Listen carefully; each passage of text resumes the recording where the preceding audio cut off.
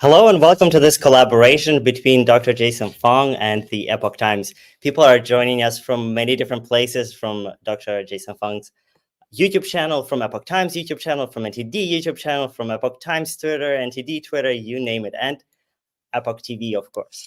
Dr. Jason Fung, welcome. Hi, how are you? Dr. Jason Fung has a beautiful presentation for us on the science of obesity. And but before we get started, a lot of Dr. Fung from his YouTube channel. But for our audience on Epoch Times, I just want to do a quick introduction. You guys know, probably I interview a lot of people, a lot of doctors who solve real problems. And Dr. Jason Fung is one of them, but he's a little bit different. not only does he solve the problem, he goes and figures out how do we redefine it on a fundamental level, on a level nobody even tried to understand the problem. In fact, Dr. Fung's research and methodology has redefined diabetes at its core. And today, we hope to learn a little bit more about it. And it's a great pleasure to have you here with us, Dr. Fung. So please, the floor is all yours. Thanks so much. So what I'm going to talk about today is sort of how we developed this epidemic of obesity, which has contributed, of course, to the epidemic of type 2 diabetes, which then leads to lots of problems, including heart disease and kidney disease and blindness and amputations and so on. So the question, which a lot of us don't really bother to ask, is why did we get fat? That is, what causes people to gain weight? And most of us don't think about this question because we think we already know the answer to this question. We think, well, it's just a matter of calories in, calories out. And that's what I thought until very recently. And certainly it is what I was taught in medical school, and certainly what most doctors, most dietitians, most health professionals still tell you. It's all about calories in, calories out. And what I'm going to show you is that most of what I learned is very likely wrong.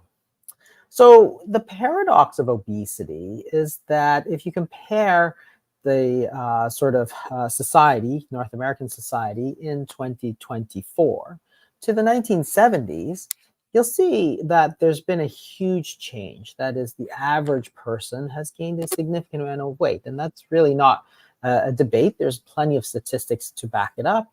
And I grew up in the 1970s, and it's not a time where people really thought about diets. People didn't really think about exercising, and there really wasn't a whole lot of diet culture or calorie counting. There's no calorie labels on foods, and so on. And yet, everybody was a relatively normal weight. And so why is that? How is that? How can that possibly be true? So it's very instructive to go back and see what people thought about why we gain weight. Because again, if you want to understand how to lose weight, you have to understand what the problem was in the first place that led to the weight gain. Because if you don't understand the root of the problem, you can't attack it. So if we go back in time, we can look at what people used to think about weight gain. So this is Dr. William Osler, and he's sometimes called the father of modern medicine because he wrote the very sort of influential and seminal textbook in 1907 called the Principles and Practice of Medicine. So he's a very, very, influential figure. And this is what he wrote at the time. He wrote a monograph on obesity and its treatment. And what he said is that you should treat obesity with a diet full of beef, veal, mutton, and eggs. So certainly nothing about calories. And in fact, quite opposite to what we think about it, where we think about cutting out meat and cutting out fat and so on. He thought fatty foods were actually crucial for weight loss because they made you full. And if you made you full, then you wouldn't eat more other foods. And it's echoed all through the literature. So this is the Reader's Digest in the 1920s. And what you can see is that there was an idea that there are certain foods which caused you to gain weight. And predominantly those foods are sugar, bread, cereals, and desserts. And there are certain foods which are very good for you, such as meat and green foods like vegetables. So meat and vegetables. If you look at a sort of standard textbook in the 1950s, same sort of things. So that there are certain foods that you really should avoid. And these would be things like, bread and cereal and potatoes, sweets, that kind of thing. And those are really talking about avoiding refined carbohydrates and sugary foods and desserts. And there are foods that you can really eat as much as you like because those are foods that don't make you gain weight. And then again, that's meat and fish and birds, chicken, turkey, that kind of thing. Vegetables, eggs, fruits, and cheese. So again, eating natural, unprocessed whole foods and avoiding the refined carbohydrates is the way to lose weight. That was pretty standard. And in the 60s, again, you can look at the literature that's written at the time. So Dr. Spock's Baby and Childcare, which was a Bible of childcare at the time, said that, again, rich desserts and starchy foods, cereals, breads, and potatoes. How much you eat, it determines how much weight babies gain. And in the 60s, the British Journal of Nutrition says every woman knows that carbohydrate is fattening. So again, if you were to ask your grandmother, your great-grandmother, again, they say that it's really about the sort of carbohydrate-containing foods. And it's these fattening carbohydrates that really make you gain weight. So it's not calories, because certain calories, certain foods, don't make you gain weight, meat and fish and so on. Nobody gets fat eating broccoli. That's what they're saying.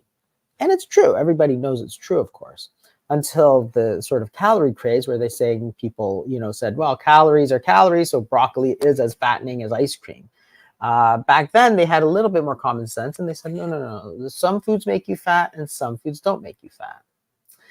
The other change that happened from the 1960s, 70s to the 2000s is how often we're eating. So in 1977, according to the NHANES survey, which is a large survey of Americans, people are eating about 3 times a day. By 2003, they're eating about 5 to 6 times a day. So much, much more common. So rather than taking just breakfast, lunch, and dinner, and nothing after dinner, people would eat breakfast, snack, lunch, snack, dinner, snack, because they thought it was good for you. They said you should eat all the time, even to lose weight, as counterintuitive as that sounds. So if you look at modern eater patterns, what you see is that people are eating more often. So the lowest decile, the lowest 10% of people are eating 3 times a day, but the highest 10% are eating 10 times a day. They're eating late, and they're eating basically all the time, but they've pushed a lot of their calories late.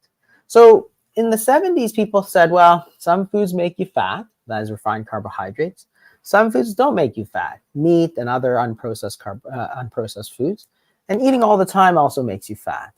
And so the solution is really eat more of those foods that don't make you fat. So meat and fish and so on. Eat less of the foods like the refined carbohydrates. And don't eat all the time. Don't snack all the time. Give your body a chance to use all those calories that you ate. And it turns out their success was pretty good, because when people followed that advice, almost everybody fairly, effortlessly stayed in a relatively normal weight. So what changed? Well, there's a huge change in our eating patterns in the 1970s. And this was in response to this sort of great epidemic of coronary disease. So if you look on the left, you'll see that in the 1900s to the 1950s, the amount of heart disease that we saw increased quite significantly. It increased probably 2-3-fold. And people didn't know why they were getting heart attacks. Turns out, when you look back, it was probably all the smoking.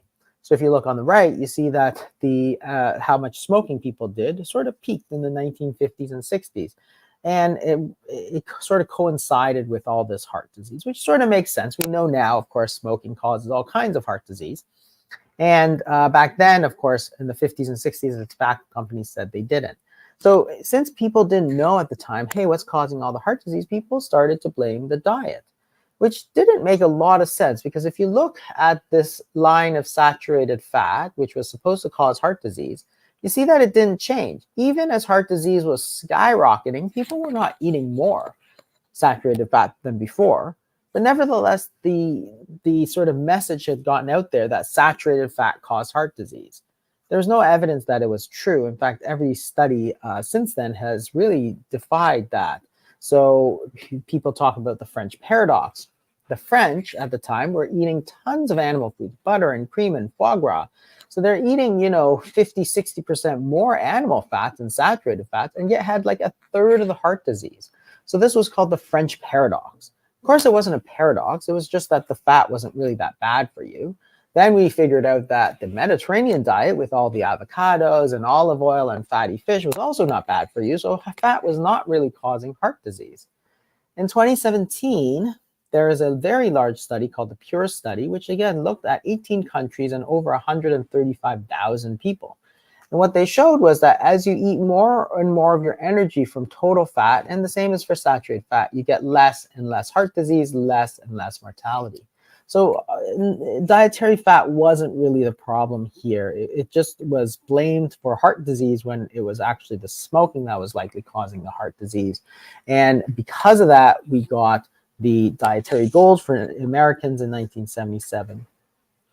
And this represented a massive change, a absolutely massive change in the dietary habits of Americans, because for the very first time in history, the government was going to tell people what they should and shouldn't eat. Prior to that, you ate what your mother told you to eat, and she ate what her parents told them to eat.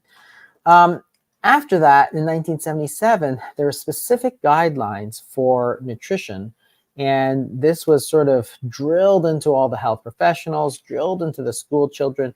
And what they said is that you should eat carbohydrates, eat lots of carbs. So 55 to 60% of your calories should be carbs, and eat less fat.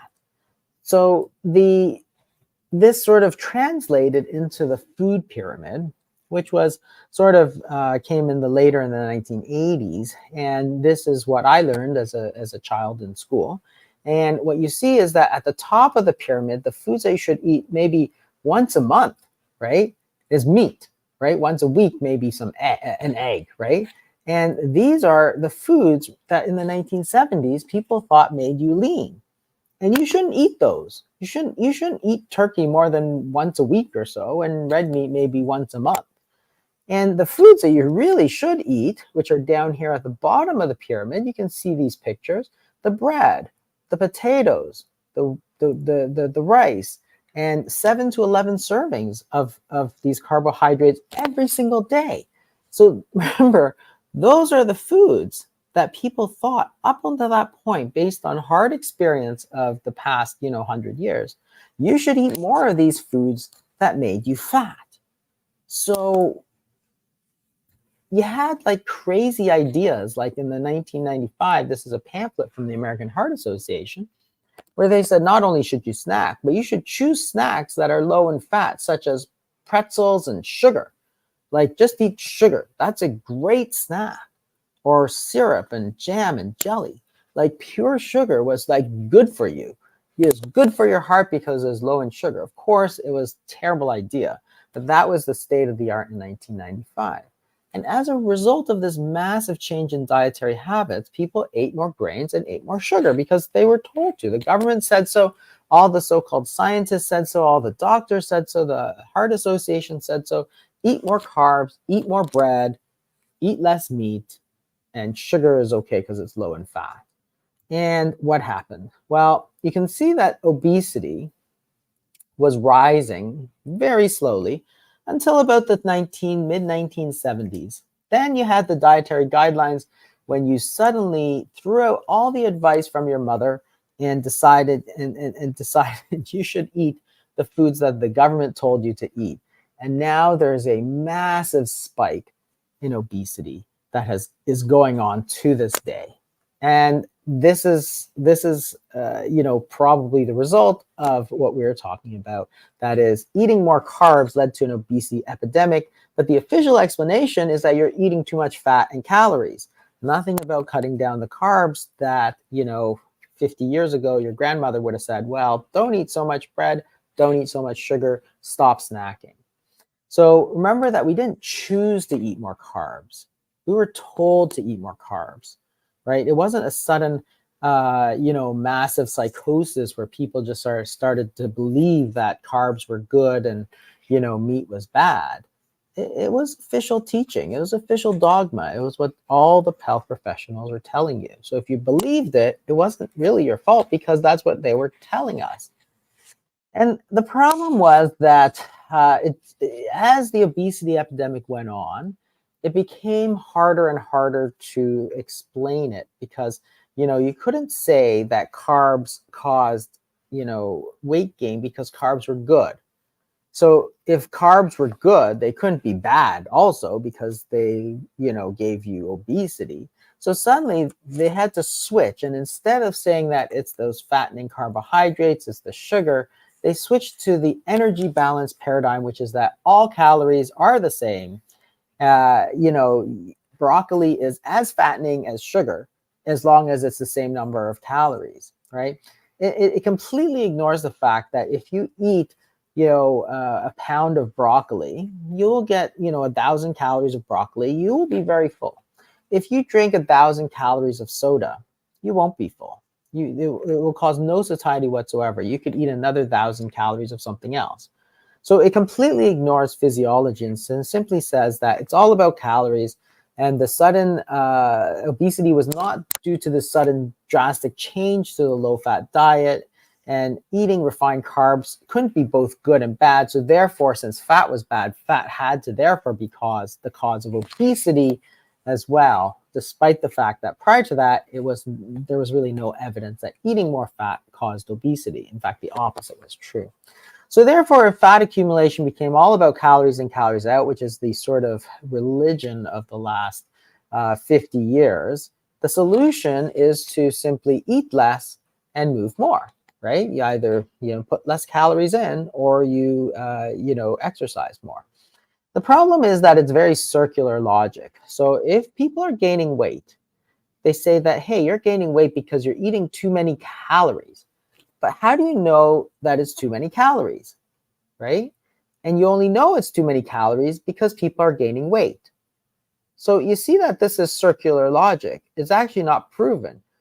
You can't say that, this too many calories cause weight gain, and you define the too many calories by the weight gain, right? So it's all both a cause and effect. It's classic circular logic. So it sounds like it makes sense, but actually is completely a fallacy. You have to say, is 1,000 calories too many? Is 1,500 too many? Is 2,000 too many? But they can't say that, of course, because if you look back in the 1900s, people are eating 3,000 calories a day. In fact, a lot of the studies, which they said were very called semi-starvation diets, were 1,500 calories, which is what we recommend today. So this whole idea, because it sounds logical, but it actually is a logical fallacy, sort of just took off because that's what it was. So because of this sort of fault in logic, obesity then became sort of this gluttony and sloth problem. Because now medical authorities, instead of blaming themselves because they caused this whole change in diet, said, well, it's not my fault, it's your fault.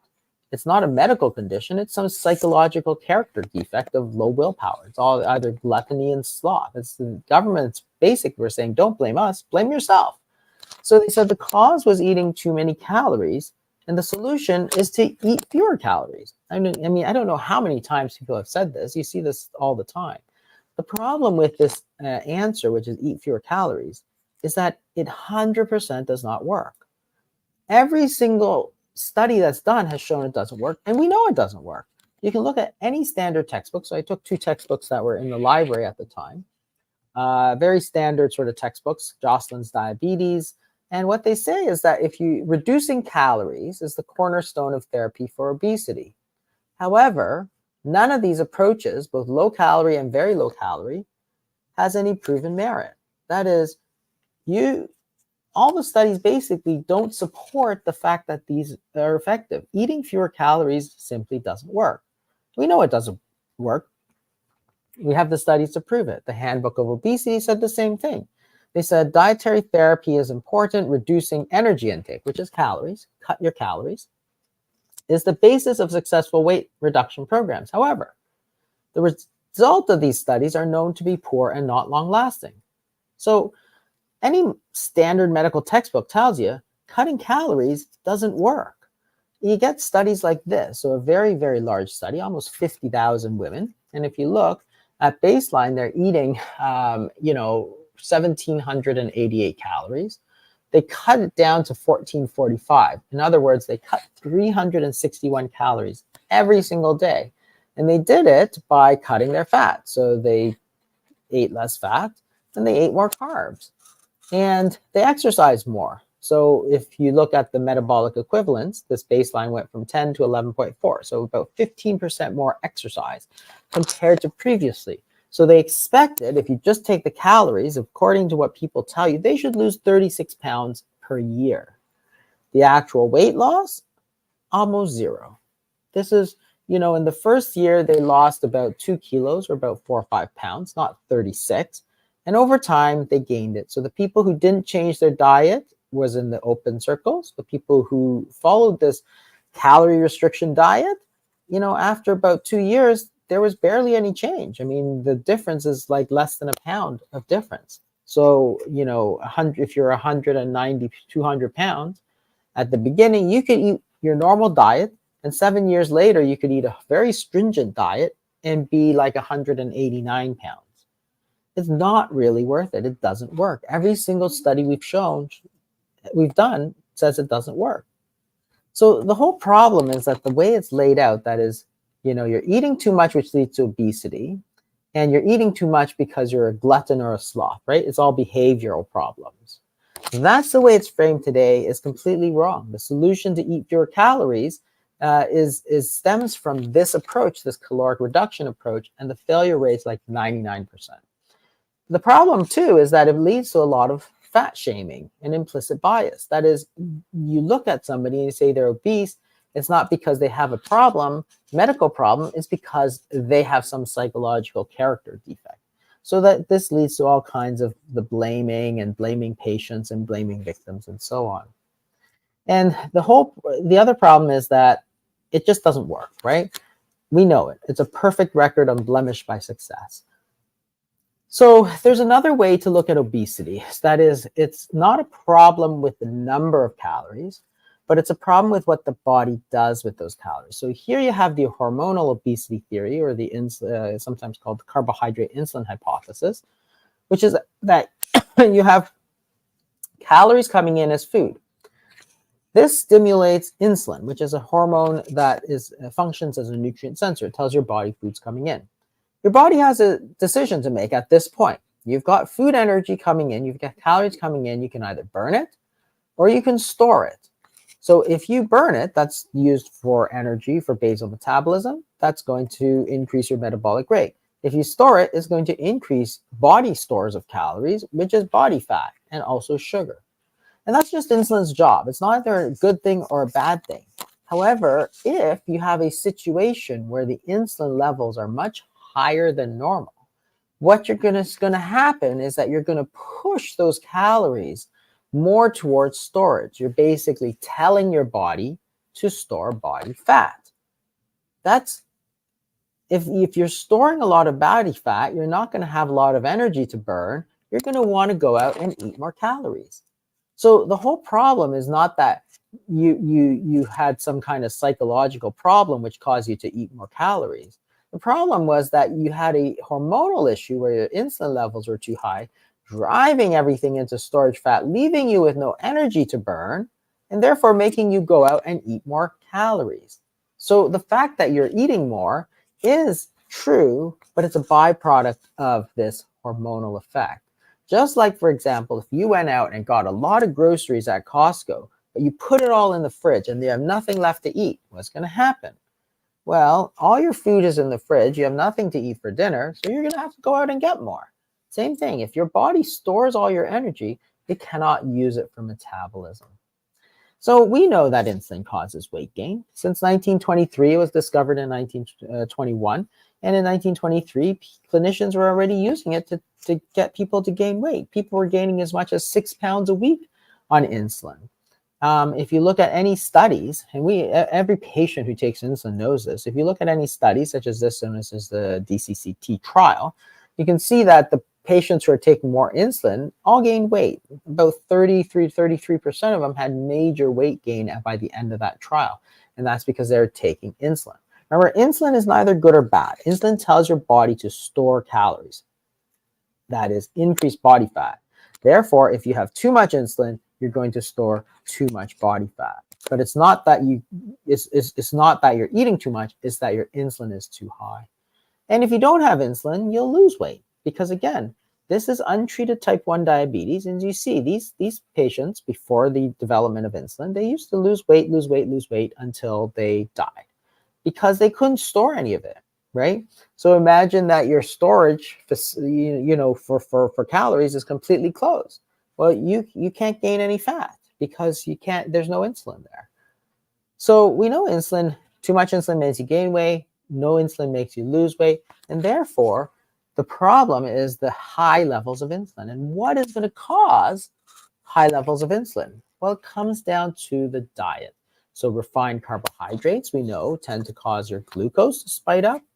And when you spike up your glucose, your insulin's going to spike up as well. If you eat all the time, you're also going to spike up your insulin because, again, insulin is a nutrient sensor. When you eat, insulin goes up. If you eat 6 times a day, you'll spike your insulin 6 times a day. If you eat once a day, you'll spike your insulin once a day. So the whole idea with insulin is that it's not a change in, our understanding of obesity. It's getting back to the fundamentals. That is, from fattening carbohydrates causing obesity to these fattening refined carbohydrates causing the increased insulin levels, which cause obesity. And that's really important because in the 70s, people were eating less carbohydrates, eating less frequently. If you wanted to lose weight, you'd eat less bread, less desserts, and eat more meat, again, cutting down that insulin and eat less frequency. And that caused less obesity. In the 2000s, to lose weight, people were like, cut the fat, cut the calories, eat more carbohydrates.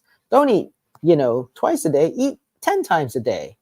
And of course, this 2000s diet, which was the whole calories in, calories out, eat more carbs because carbs are lower in, caloric density. So eat more carbs, eat all the time, graze, led to a huge spike in obesity. And it simply didn't work. And all of us know that. Anybody who's tried a diet knows that.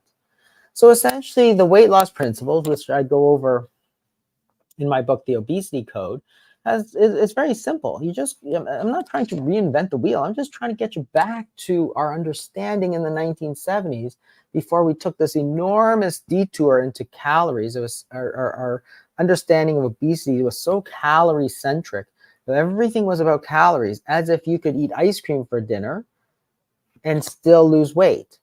And they'd say, wow, your ice cream is because, it's only 500 calories or something. It's like that. What is happening to your insulin, right? And, again, if you ask your grandmother, hey, my doctor said I could eat ice cream for dinner and lose weight. She'd say, you're insane, right? You can't eat that. You need to eat real food, eat some meat, eat some vegetables. And she was probably right. Reduce your refined carbohydrates. So not all carbohydrates are bad, but refined carbohydrates, that is white bread, white rice, white potatoes, most processed foods, are much worse in that they spike the insulin much higher than unrefined carbohydrates. Eat whole unprocessed foods, so meats, fish, vegetables, and don't be afraid of the proteins and fats. So we've moved way back from the 1990s when everybody thought fat was causing heart disease. Fat doesn't cause heart disease. And now we embrace healthy fats, but also butter and saturated fats and so on are not necessarily bad for us. Humans have been eating saturated fat like animal fats and butter for thousands of years before, without any problems with obesity or heart disease. It wasn't until people started smoking that you really saw a lot of heart disease. And the other thing is don't eat all the time. And that's the concept I introduced in the Obesity Code, which is intermittent fasting, which people had sort of forgotten about. Obviously, I didn't come up with it. It had been around for thousands of years. But in 2016, at the time I was writing it, there was a huge misunderstanding about intermittent fasting. And really, it's one of the very important principles. That is, what is fasting, first of all? So fasting is just any time that you don't eat, okay? So when you eat, insulin goes up and you store calories. When you don't eat, which is fasting, your insulin goes down and your body is going to now take those calories that you've stored and burn them. So it's nothing more or less than giving your body a break from eating so that it can naturally burn off those excess stores of calories, which is the sugar and the body fat. So if you have type 2 diabetes and you have too much sugar, then fasting is going to allow you to naturally, without medications, lower your sugars, lower your blood sugars. If you have too much body fat, which is obesity, then your body is going to burn that fat. And it's okay. That's why you have that fat in the first place. It's a store of calories. It's for you to use when you don't eat. So you're basically, when you fast, you're using your body fat stores for exactly what it was designed for. And we can do that without any harmful problems. And that's the whole idea behind fasting, is that it's simply a balance, right? It's a balance between eating, which is feeding, which is storing calories, and fasting, which is not eating, lower insulin, burning calories. You want to keep those in balance. If you think about how people used to eat in the 70s, they'd eat, say, breakfast at 8 a.m., say dinner at 6 p.m., and nothing after dinner, and a 14-hour period of fasting and they did that without even thinking about it. And for them, it was enough to keep them in balance. Then you get to the 2000s where people are saying, eat all the time, like eat breakfast, then have a snack, then have lunch, then have a snack, then have dinner. Then before you go to bed, have another snack. And as soon as you wake up, make sure you don't skip eating. It's like, okay, now you're eating 14, 15 hours of the day instead of 10. You've essentially destroyed your fasting period. So when is your body supposed to use the calories that it stored? It simply cannot. So the understanding fasting is very simple. You have, feeding, which is up here, which is calories. So think of it like coal for a coal burning power plant, right? So if you eat, you're putting energy into your body, which is calories. In this case, it's like coal for a power plant. It's going to activate insulin because energy is coming in. Insulin senses that and says, okay, insulin goes up. Now I can either store it as sugar, which is glycogen synthesis, you store it as sugar, or body fat, which is also called de novo lipogenesis. You store it, such as in a warehouse, right? So you're going to store it, or you're going to burn some of it, right? And so insulin allows you to do that. But very importantly, when insulin is activated, you cannot take the energy that is stored and burn it, okay? So insulin, and we've known this for 50 years, inhibits lipolysis, which is a fancy scientific way of saying insulin blocks fat burning, right? When insulin is high, energy is coming in, you want to store energy. So you cannot take the energy out of storage. Insulin prohibits that. You cannot take sugar out of storage. You cannot take fat out of storage and burn it. It is only when the insulin goes down that you can now take the energy that is stored and take it out. Makes sense, right? So if you had coal coming in, you had 2 big shipments of coal, you don't want your power plant to burn the stuff that's in your storage plant. You want to use the stuff that's coming in. Makes sense. Body does the same thing. Don't use the stored sugar and stored fat if you have sugar and fat coming in, because you might as well use what's coming in. So fasting allows that hormonal change, allows that insulin fall so that you can actually start burning fat. So this is just to demonstrate the difference between calories and hormones. So we're going to take a situation where people are eating 2,000 calories and burning 2,000 calories, okay? And you have body fat stores. You're eating all the time, eating constantly, eating really low-fat, high-carb foods. Now, you want to lose weight. So you cut down your calories to 1,500, just like all the doctors like myself used to tell you. You cut it down to 1,500. So you're not in balance here. You've got 1,500 coming in. You've got 2,000 that you're trying to burn. And you can't get this energy out of the body fat stores. Why? Because insulin is high. You're eating all the time. You're eating foods that spike up your insulin. Insulin is high means you can't burn fat. Insulin inhibits lipolysis. Can't burn fat. So you got 1,500 coming in. You're trying to burn 2,000. Not a balanced situation. Your metabolic rate now drops to 1,500. Has to.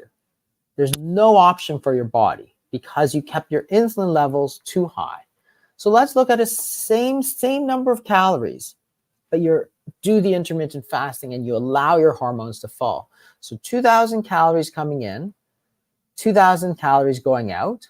Now you cut your calories to 1,500. And you do that by dropping a meal. So you're fasting, you're allowing your insulin levels to fall. As you allow your insulin levels to fall, the energy then comes out of your body fat stores. You got 1,500 coming in from food. You got 500 calories coming from your body fat stores, and your metabolic rate stays the same.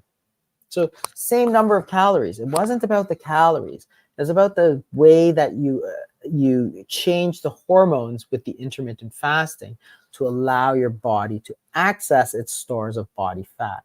Insulin inhibits fat burning. That's important. So if you don't allow your insulin to fall, you're not going to be able to do it. Your body will simply reduce its metabolic rate. And there's a huge number of advantages with fasting. It's convenient. You can do it anytime you want.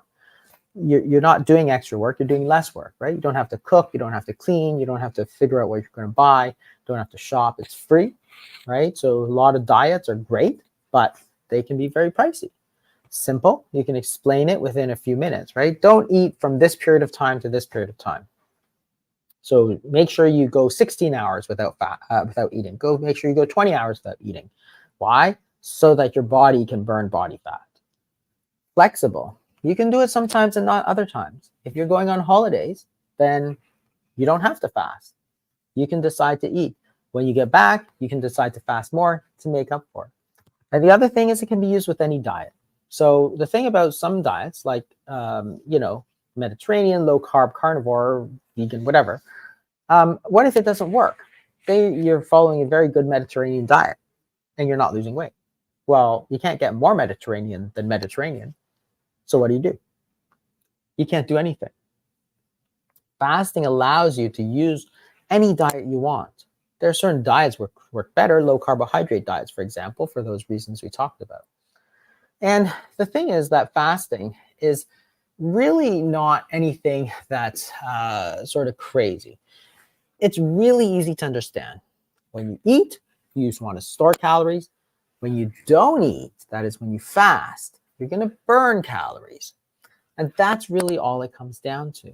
So the whole idea is that the weight gain, the way we thought about weight gain, has been so focused on calories when really it shouldn't have been. It was a byproduct of this idea that fat causes heart disease when it's actually smoking that caused heart disease. And yet we're still suffering the consequences. We still hear the doctors, the dietitians telling us, count your calories, count your calories, count calories, when it didn't work. We know it doesn't work. Everybody knows it doesn't work. I covered this all in the Obesity Code. So if you're interested, you can have a look at that book. And also the Complete Guide to Fasting. And also, if you're interested in diabetes specifically, there's also the Diabetes Code. Thanks very much. Dr. Fung, that was amazing.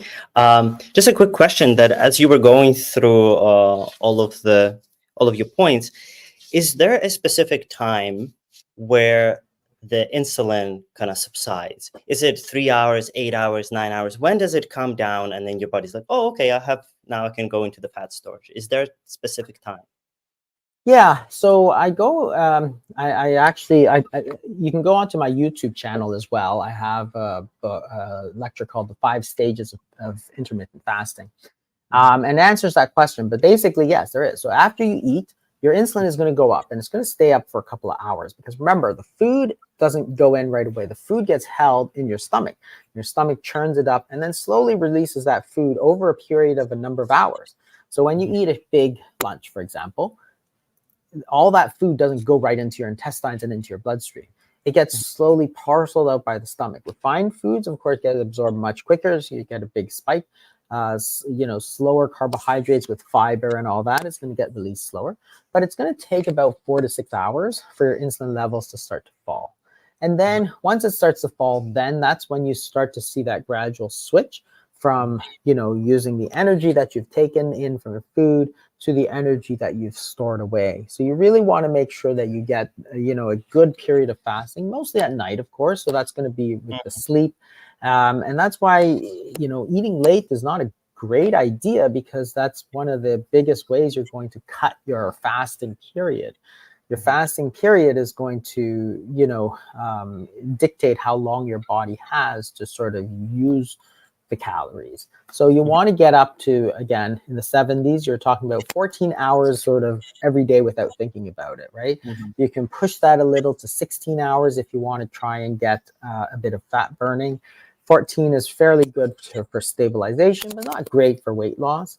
And then you can go higher. You can go 20 hours, 24 hours and more. What you do have to avoid is overeating once you stop fasting. And that's a particular problem. In my YouTube video, I call it the number one problem of intermittent fasting. People think that, oh, I didn't eat for 16 hours, I can just gorge on whatever I want. No, you cannot. The point is that when you don't eat for 16 hours or 20 hours, I just did like a 4-day fast. The next meal was a normal meal. Why? Because during that fasting period, you want your body to essentially eat the calories from body fat, right? So if you then go and eat a massive meal, then you're going to undo a lot of the benefits that you just went so hard to do. And the Mhm. thing is that, yes, you can do it, but then a lot of people wind up with a lot of, like, if you overeat after a fast, you often get these stomach aches, which Mhm. is a reminder that, yes, you ate too much when you finish. So try to, when you finish it, forget you ever did it. Just go back to your normal eating pattern, as normal as you can. Yes, you'll probably eat a bit more, but it's you're trying to let your body eat the body fat. Yeah. I laughed, Dr. Fung, because I did intermittent fasting myself for a couple of months, and that's exactly what I did. I would just try to overcompensate with my breakfast and lunches, but it still worked for me. It worked for me amazingly. But once I got over the idea of, oh, okay, I just can eat normally and then just skip dinner. Once I got comfortable with that, once the hunger went away after about the third day, I didn't even feel hungry Yeah. for the dinners. Yeah, just felt normal and actually felt great. Like felt like I had more energy. So anyways, we have tons of questions. A lot of people want to really ask questions, and we want to jump into that. But Lena, can you please put the Dr. Fung's book back on? I can't recommend it highly enough. It's one of the top 10 books of the last decade when it comes to health. If you have not read it, make sure you read it. If you have not read a single book on health, this is the book to read. Definitely get the book. We also have an Amazon link in the description below. But now we're going to jump over to Epoch TV. We're going to pause our streams on Twitter and on YouTube, and we're going to continue our conversation on Epoch TV after a quick 30-second break. And thank you so much, Dr. Fung, again, for joining us and giving us all this insight. I have so many more questions because I did this. I know this works.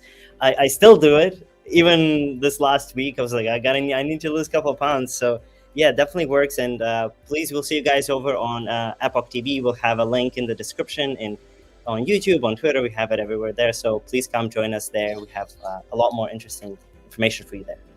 See you soon.